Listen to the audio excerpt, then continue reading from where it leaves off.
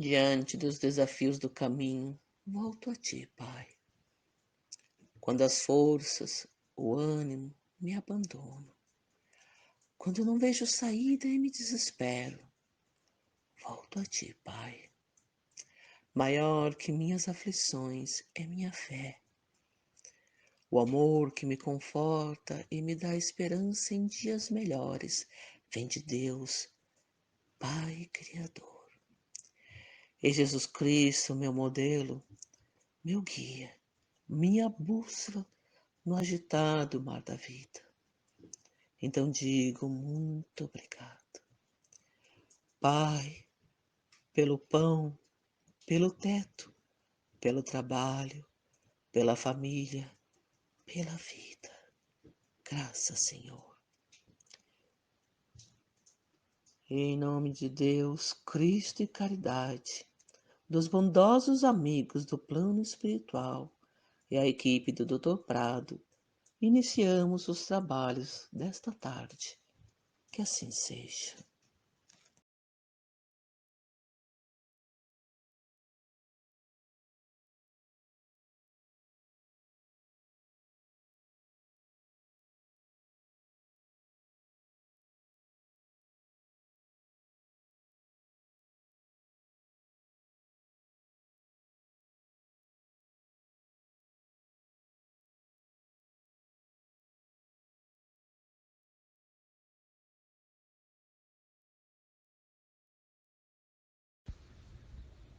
Queridos irmãos, neste momento, com a permissão do alto, abrimos os trabalhos da noite de hoje, contando com a colaboração de todos.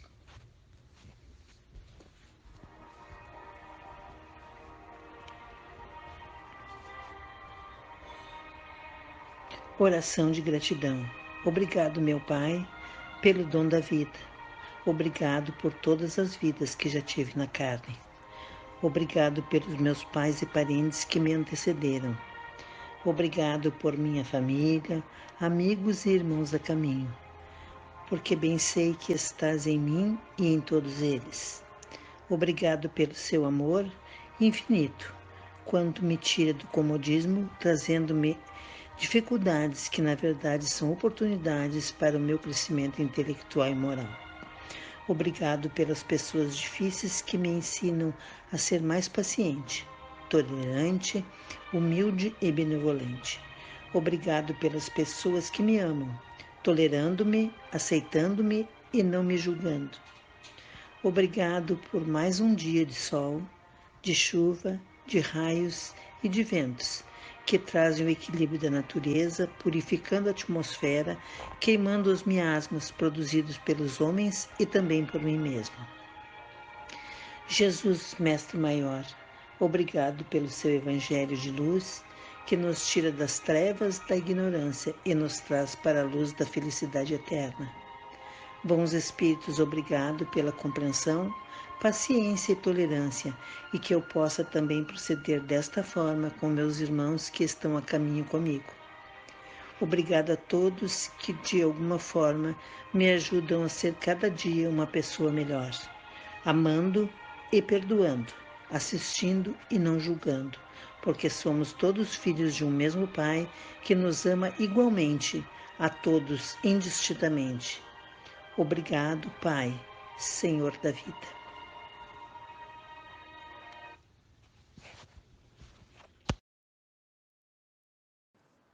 Deixa que os mortos enterrem seus mortos. Disse a outro: Segue-me. E ele lhe respondeu: Senhor, permite que antes eu vá enterrar a meu pai. Jesus lhe respondeu: Deixa que os mortos enterrem seus mortos. Quanto a ti, vai anunciar o reino de Deus. O que podem significar essas palavras? Deixa que os mortos enterrem seus mortos? As considerações precedentes mostram, primeiro, que na circunstância em que foram pronunciadas, não deviam exprimir uma blasfêmia contra aquele que consideravam dever, de piedade filial, ir enterrar seu pai. Ao contrário, elas encerram um sentido profundo, que só um conhecimento mais completo da vida espiritual podia tornar compreensível. Com efeito, é a vida espiritual a verdadeira vida, é a vida normal do espírito. Sua existência terrena é apenas transitória e passageira.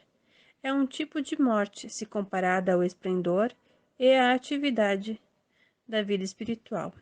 O corpo é apenas uma roupa grosseira que reveste momentaneamente o espírito, verdadeira corrente que o prende à gleba terrena, da qual ele fica feliz em libertar-se.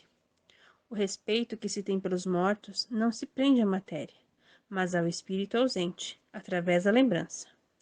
É um respeito análogo ao que se tem pelos objetos que lhe pertenceram, que ele tocou, e que aqueles que o amavam guardam como relíquias. É isso que o homem daquela época não podia compreender por si só. Jesus ensina dizendo-se: não te inquieteis com o corpo, mas pensa sobretudo no espírito. Vai ensinar o reino de Deus. Vai dizer aos homens que sua pátria não está na terra, mas no céu, pois somente lá está a verdadeira vida. Boa noite a todos. Hoje nós vamos comentar a respeito do capítulo 23, deixar aos mortos o cuidado de enterrar seus mortos.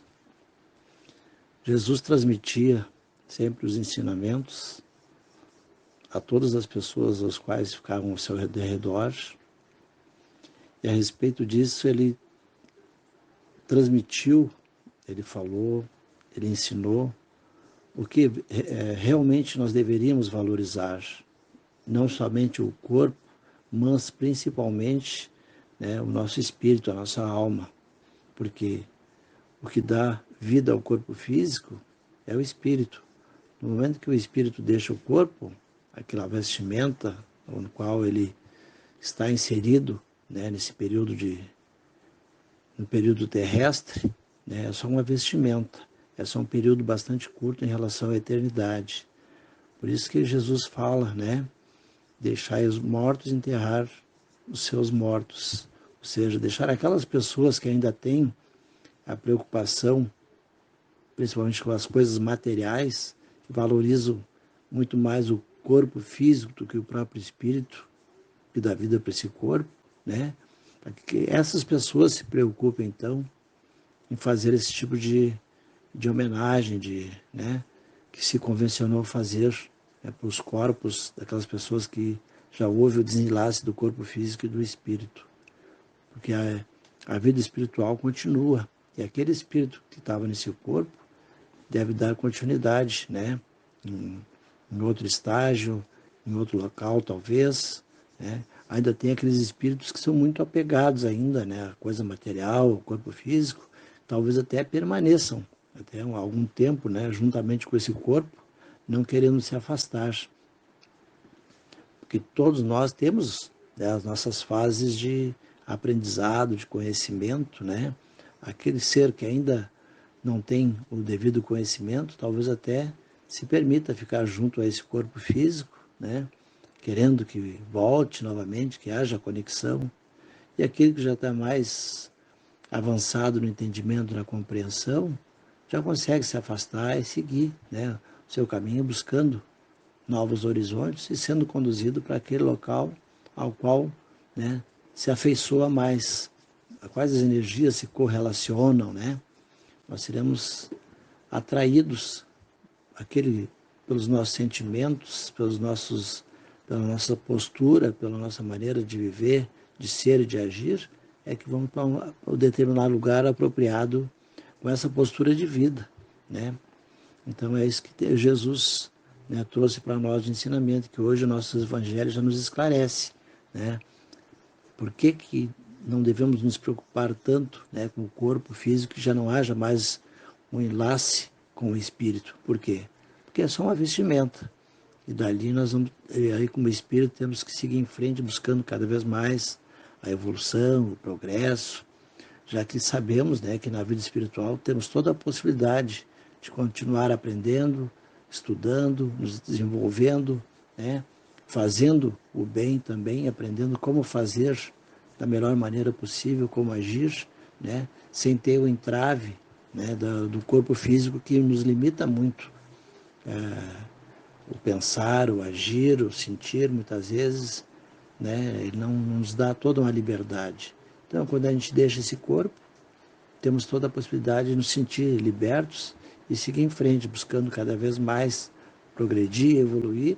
E quando chegar o momento, né, de reencarnar em outro corpo, já mais evoluído, já mais, né, progredindo mais nessa caminhada. Porque é isso que Deus quer de nós, o nosso progresso, a nossa evolução.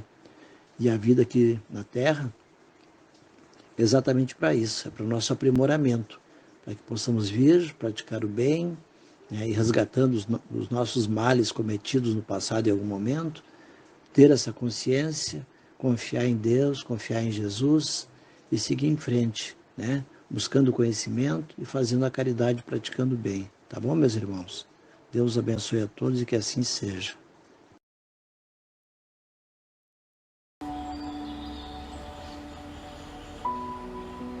O mistério da morte. O mistério da morte é o mistério da vida, que abandona a matéria exânime e cansada, que traz a treva em si e abre a porta dourada de um mundo que entre nós é a luz desconhecida. Também tive a minha alma outrora perturbada, de dúvida, incerteza e angústias consumida. Mas a morte sanou-me a última ferida, desfazendo as lições utópicas do nada. A morte é simplesmente o lúcido processo desassimilador das formas acessíveis, à luz do vosso olhar empobrecido e incerto. Venho testemunhar a luz de onde regresso, incitando vossa alma aos planos invisíveis, de onde vive e se explande o espírito liberto.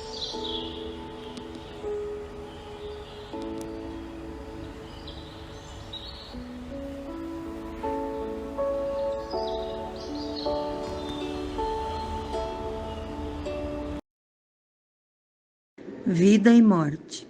A morte como um fato resultante das ações de um fenômeno vulgar. Desorganização molecular. Fim das forças do plasma agonizante. Mas a vida a si mesma se garante, na sua eternidade singular. E em sua transcendência vai buscar a luz do espaço fúlgida e distante. Vida e morte, fenômenos divinos. Na ascendência de todos os destinos, do portentoso amor de Deus oriundos, vida e morte, presente eterno da ânsia ou condição diversa da substância, que manifesta o espírito dos mundos. Que assim seja. Pergunta 149. Em que se torna a alma no instante da morte? Resposta. Volta a ser espírito, quer dizer, retorna ao mundo dos espíritos, que deixou momentaneamente. Pergunta 150. A alma depois da morte conserva sua individualidade? Resposta. Sim, não a perde jamais. Que seria ela se não conservasse? Não tendo mais o seu corpo material, como a alma constata a sua individualidade? Resposta da 150A. Ela tem ainda um fluido que lhe é próprio, tomado da atmosfera de seu planeta e que representa a aparência de sua última encarnação, seu perispírito. 150B. A alma nada leva consigo deste mundo? Resposta. Nada mais do que a lembrança e o desejo de ir para um mundo melhor. Essa lembrança é cheia de doçura ou de amargura, segundo o emprego que fez da vida. Quanto mais pura, mais compreende a futilidade do que deixa sobre a terra.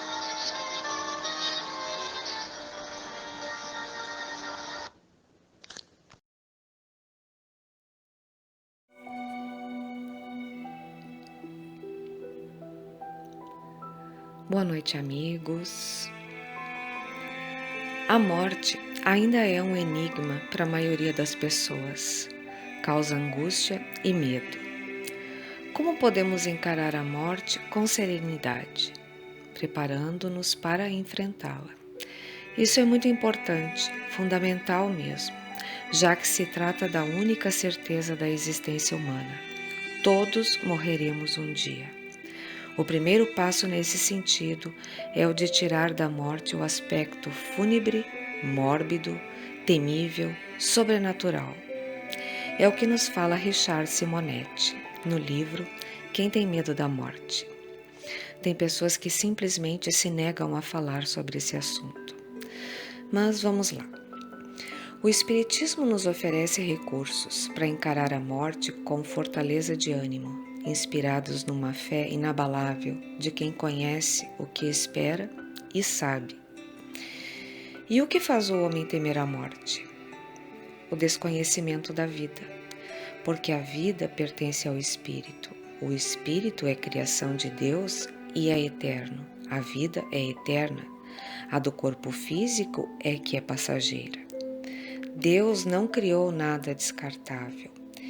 Então, a falta de esclarecimento das leis de Deus, muito bem vivenciadas por Jesus Cristo, faz o ser humano sofrer com aquele momento da separação. Essa é a dor que nós encarnados sentimos por falta realmente dos conhecimentos divinos. Morrer causa sofrimento? Como é a vida no mundo espiritual? Essas perguntas são as mais frequentes. A morte causa sofrimento àqueles muito ligados ao que é material, apegados muito mais às coisas do que aos bens espirituais, à moralidade. A vida no mundo espiritual é assim na terra como no céu. A morte não faz milagres. Se vivemos a lei do amor aqui na terra, se seguimos os ensinamentos de Deus que Jesus nos trouxe como roteiro de vida, a vida no mundo espiritual vai corresponder. Se lutamos pela paz na terra, vamos ter paz no mundo espiritual. Se somos felizes pelo bem que fazemos, vamos ser felizes no mundo espiritual. Isso significa dizer que a alma do homem conserva a sua individualidade e o mundo espiritual é a sua verdadeira morada. Kardec, em Obras Póstumas, fala: a alma do homem é feliz ou infeliz depois da morte, segundo o bem ou o mal que fez durante a vida. Não fosse dessa forma, estaríamos falando de um Deus que não é justo, e Deus é soberanamente bom e justo. Vamos contar uma história que a dona Isabel Salomão ouviu de um espírito amigo. Um engenheiro muito conceituado desencarnou. Chegando no mundo espiritual, ficou à procura de sua casa, num bairro muito lindo, de casas muito bem construídas. E um senhor veio recebê-lo e perguntou ao engenheiro recém-chegado: então, seu fulano, o que o senhor faz aqui? E ele lhe respondeu: estou à procura de minha casa. Eu sou engenheiro, construí casas muito lindas, muito boas. O senhor ficou a olhar o recém-chegado e disse: então o senhor me acompanhe. E foram caminhando. Quando chegaram a um bairro muito humilde, com casinhas muito humildes, o engenheiro então perguntou: o que estamos fazendo aqui? E o anfitrião lhe disse: meu amigo, aqui construímos com o material que nos é enviado da terra. O material que o Senhor nos mandou foi pouquinho, foi pobrinho, e o que conseguimos construir é essa casinha. apontando ao engenheiro a sua nova moradia. Essa, meus amigos, é a realidade. Então, o que temos a fazer é viver com dignidade, com bons modos espirituais. E é assim que devemos pensar e agir com aqueles que fazem parte de nossas vidas. Precisamos respeitar as pessoas quando elas estão aqui na Terra, quando nós estamos convivendo com elas no dia a dia, para que elas sintam o nosso amor, o nosso carinho, a nossa gratidão, por estarmos juntos de alguma forma e por algum motivo, enquanto estamos vivendo no mesmo plano. Porque depois que ela volta para a espiritualidade, já é diferente. Daí temos que aprender a conversar de espírito para espírito. É bom que estudemos a doutrina espírita, para que quando tivermos que passar por situações de separação, tenhamos equilíbrio. Temos tristeza, saudades, mas sabendo administrar a dor. O espírita tem todos esses sentimentos como cristãos que somos.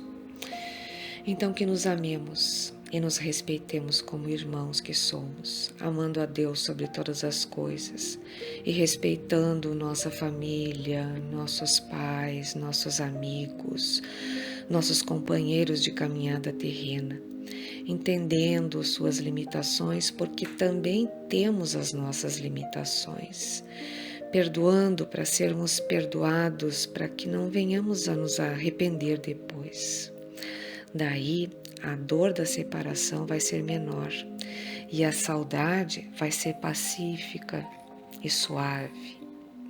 E dizer sempre em forma de prece: obrigada, fulano ou fulana, por ter vivido junto de mim. O amor, a admiração e o respeito que sentimos continua, porque estamos ligados.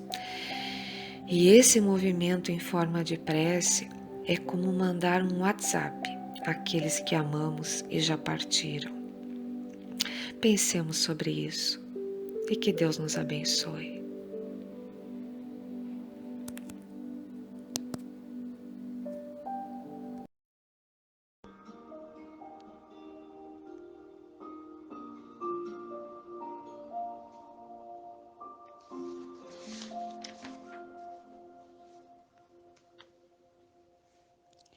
Sabemos, ó meu Deus, a sorte é reservada àqueles que violam as vossas leis, abreviando voluntariamente os seus dias. Mas sabemos também que a vossa misericórdia é infinita. Dignai-vos estendê-la sobre as almas sofredoras. Possam as nossas preces e a vossa comiseração abrandar a amargura dos sofrimentos que ele experimenta por não ter tido a coragem de esperar o fim das suas provas. Bons espíritos, cuja missão é assistir os infelizes, tomai-os sobre a vossa proteção, inspira-lhes o arrependimento de suas faltas, e que a vossa assistência lhes dê as forças de suportar com mais resignação as novas provas que terá de sofrer para repará-la. Afastai deles os maus espíritos que poderiam de novo levá-los ao mal e prolongar os seus sofrimentos, fazendo perder o fruto das suas futuras provas. Vós, cuja infelicidade é o objeto das nossas preces, que a nossa comiseração possa abrandar-vos a amargura, fazer nascer em vós a esperança de um futuro melhor. Esse futuro está em vossas mãos. Confiai-vos à bondade de Deus, cujo seio está aberto a todos os arrependidos e não permanece fechado, senão para os corações endurecidos. Nós vos pedimos, Senhor, derramar sobre todos aqueles que sofrem, seja no espaço como espíritos errantes, seja entre nós como espíritos encarnados, as graças do vosso amor e da vossa misericórdia. Apiedai-vos das nossas fraquezas, falíveis nos fizestes, mas nos destes a força de resistir ao mal e vencê-lo. Que a vossa misericórdia se estenda sobre todos aqueles que não puderam resistir aos seus maus pendores e estão ainda arrastados para um mau caminho. Que vossos bons espíritos os envolvam, que a vossa luz brilhe aos seus olhos e que, atraídos pelo seu calor vivificante, eles venham se prosternar aos vossos pés, humildes, arrependidos e submissos. Nós vos pedimos igualmente, Pai de misericórdia, por aqueles dos nossos irmãos que não tiveram a força de suportar as suas provas terrestres. Vos destes um fardo a carregar, Senhor, e não devemos depô-lo senão aos vossos pés.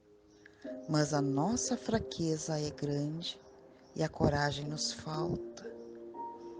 Às vezes no caminho, tende piedade desses servidores indolentes que abandonaram a obra antes da hora, e que a vossa justiça os poupe e permita aos vossos bons espíritos lhes trazer o alívio, as consolações e a esperança do futuro.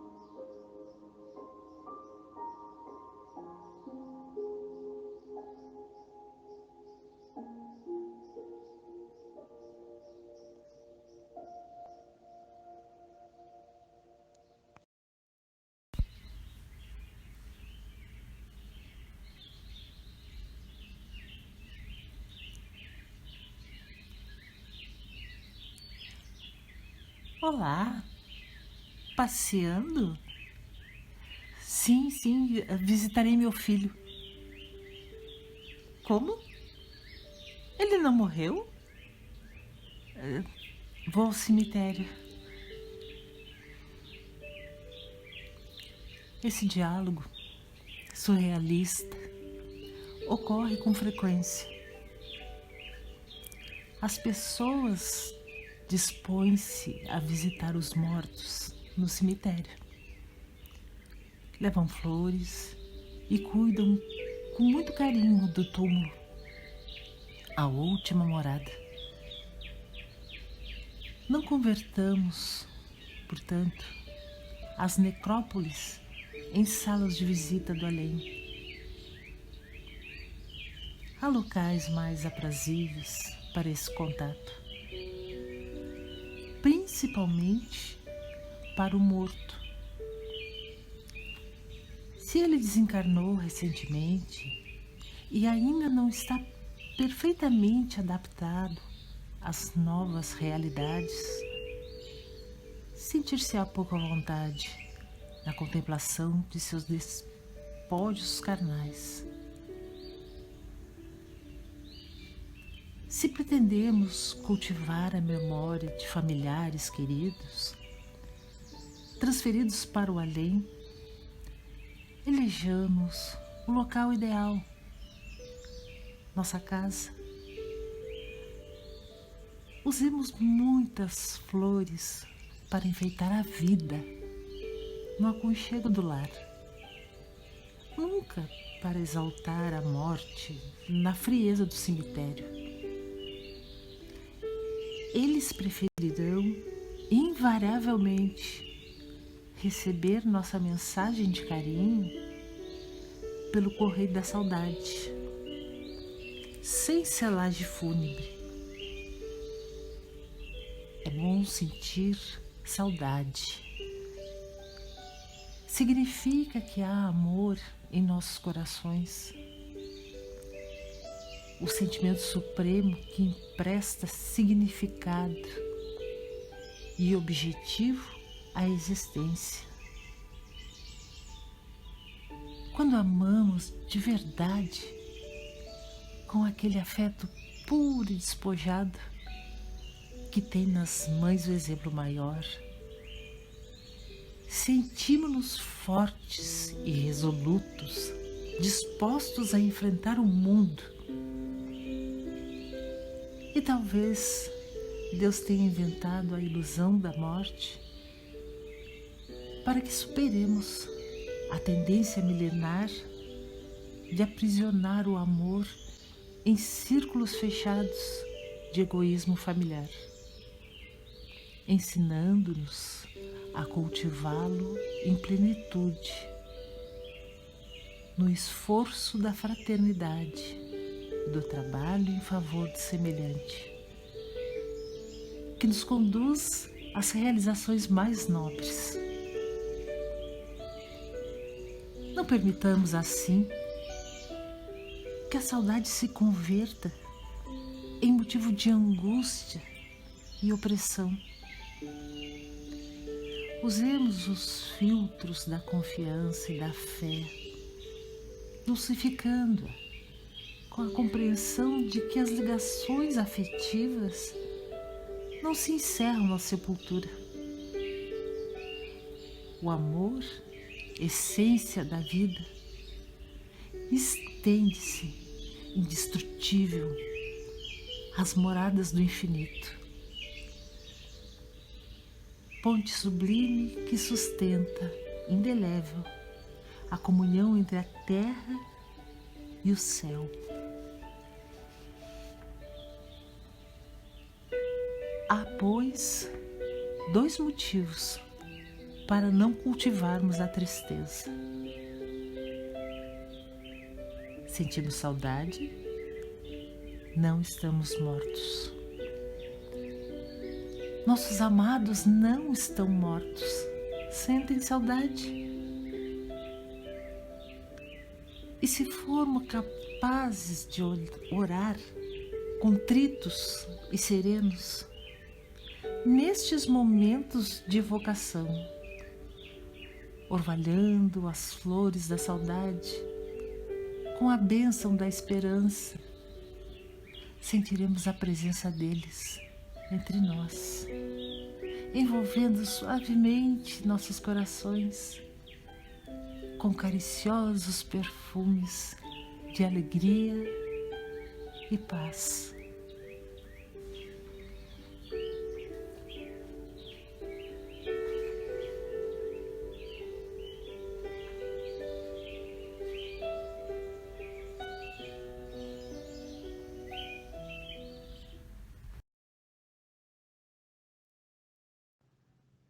O que sensibiliza o espírito não é propriamente a visita à sepultura, mas a lembrança fraterna e a prece sincera daquele que ficou na terra, o que pode ser feito a qualquer momento e em qualquer lugar. Por isso, o dia de finados não é mais importante para os desencarnados do que outros dias. A diferença entre o dia de finados e os demais dias é que naquele mais pessoas chamam os espíritos pelos pensamentos. Que assim seja.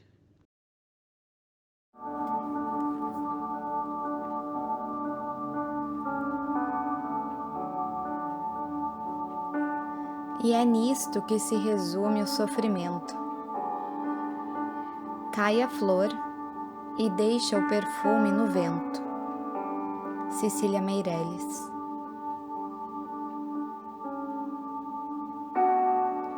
E o professor Leonardo Machado, refletindo, nos fala: Assim acontece quando das perdas daquelas que deixam seus aromas no ar da existência.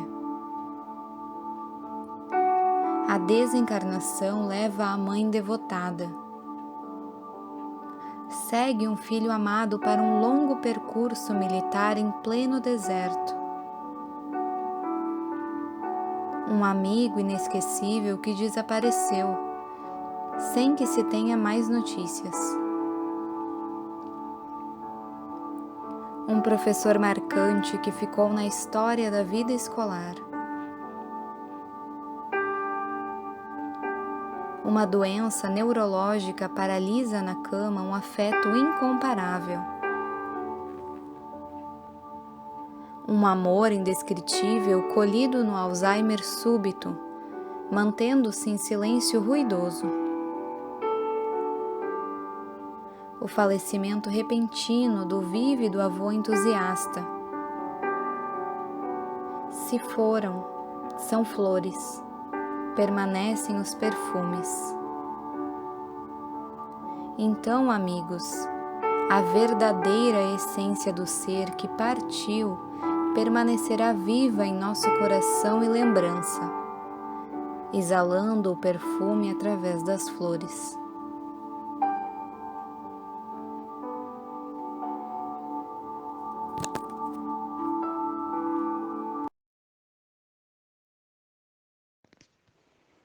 Então, cada um que está ligado aos trabalhos de radiação, que possa separar o seu frasco de água para ser fluidificado, para receber todo o medicamento para o corpo e para a alma. Que a tua luz, Senhor Jesus Cristo, que teu amor se derrame a este fluido benéfico para o corpo e para a alma. Que a paz, o amor do Senhor Jesus Cristo possa beneficiar a tantos que estão ligados ao trabalho de radiação do Paz e Luz. Que o amor e a energia possa se derramar nesta água, que essa água possa servir de cura a tantas enfermidades física e espiritual, Senhor Jesus Cristo, pois sabemos que o princípio da vida está através da água. E, neste momento, que se faça a cura também a todas as enfermidades. Que assim seja.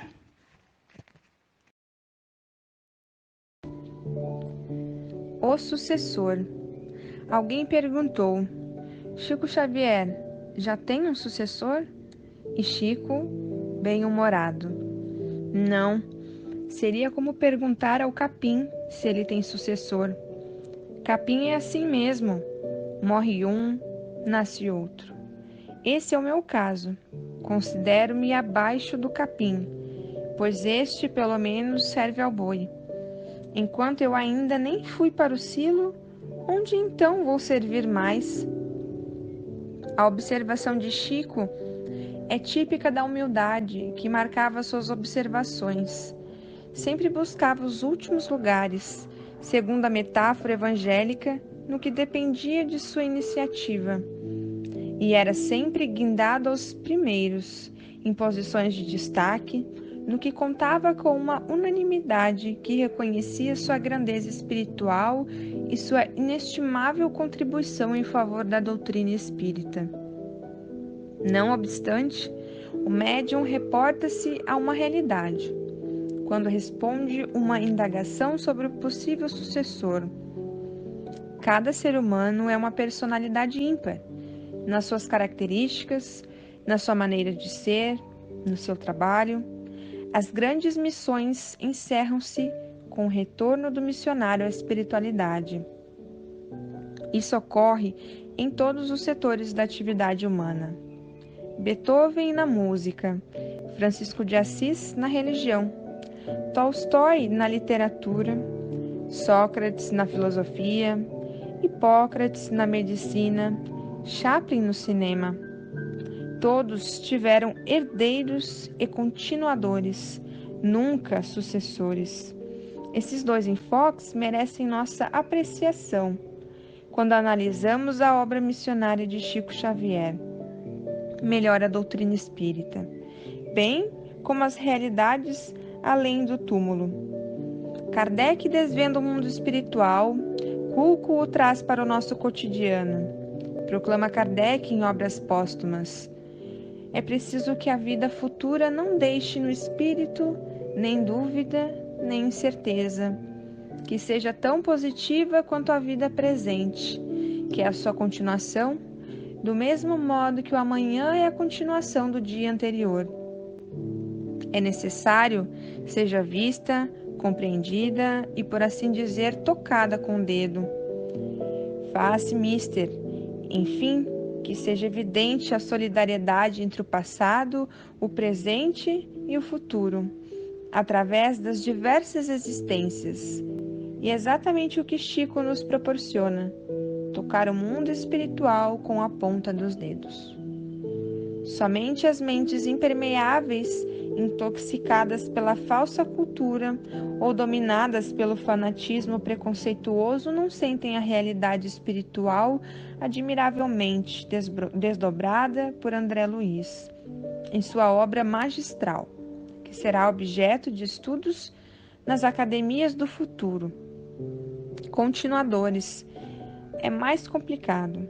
Exige que superemos a indiferença e o acomodamento e ponhamos esse conhecimento a render dividendos para a vida eterna, com empenho em favor do bem e da verdade. A obra de Chico é aquele tesouro da expressão evangélica, oferecido a muitos, mas a sua posse exige desprendimento dos interesses efêmeros em favor da vivência dos princípios espíritas ali explicados com extraordinária clareza e profundidade. É algo, prezado leitor, a que não podemos nos furtar, partindo da afirmação evangélica de que muito será pedido àquele a quem muito se ofereceu. Lucas 12:48. Chico nos deu muito, não apenas uma complementação, mas também um desdobramento da codificação, e creio que a melhor homenagem que lhe podemos prestar é o empenho por seguir seus passos no caminho de Jesus e de Kardec.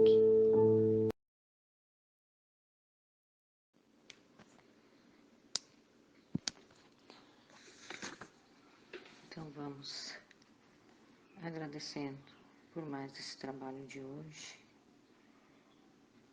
agradecendo a equipe espiritual que nos orienta, que nos acolhe sempre, responsável por esse trabalho de hoje.